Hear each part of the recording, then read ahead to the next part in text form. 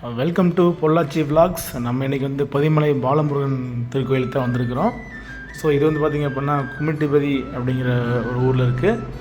So location நான் வந்து ஒரு டிஸ்கிரிப்ஷனில் கொடுக்குறேன். ஸோ ஒரு அற்புதமான கோயிலுங்க. இயற்கையான சூழ்நிலையில் அற்புதமாக அமைஞ்சிருக்குங்க.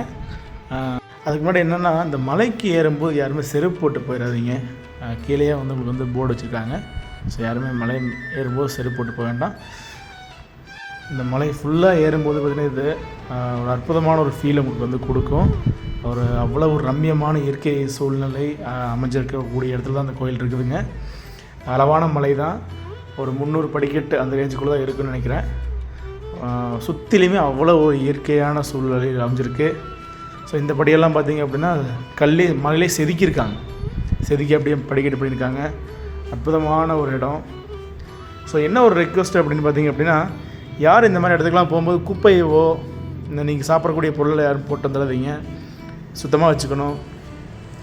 பாருங்களா, அவ்வளோ ஒரு அற்புதமாக இருக்கும். இந்த குளம் தான் வந்து பார்த்திங்க அப்படின்னா தீர்த்த குளம்ங்க. இதுலேருந்து தான் வந்து கிணறு, தீர்த்த கிணறு. இதுலேருந்து தான் வந்து முருகருக்கு வந்து அபிஷேகத்துக்காக நீர் எடுத்துகிட்டு போவாங்க.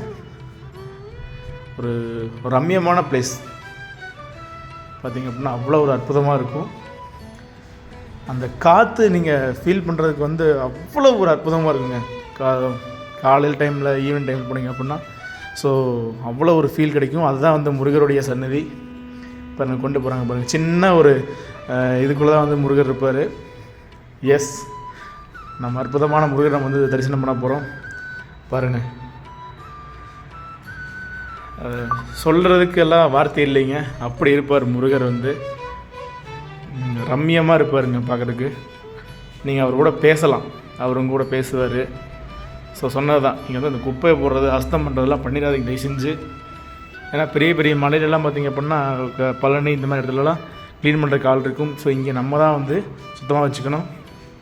சூப்பராக இருக்குது பாருங்கள். அந்த ஒரு அற்புதமான ஆலயமணி. இது வந்து வனபத்திர ஆலயமணி திருக்கோயில். அம்மனுக்கு வந்து பார்த்திங்க அப்படின்னா மேலே வந்து அபிஷேகம் நடந்துகிட்ருக்குது, அதாவது அலங்காரம் நடந்துகிட்ருக்குது. இந்த காற்று இதெல்லாம் நீங்கள் ஃபீல் பண்ணுறதுக்கு அவ்வளோ அற்புதமாக இருக்கும்.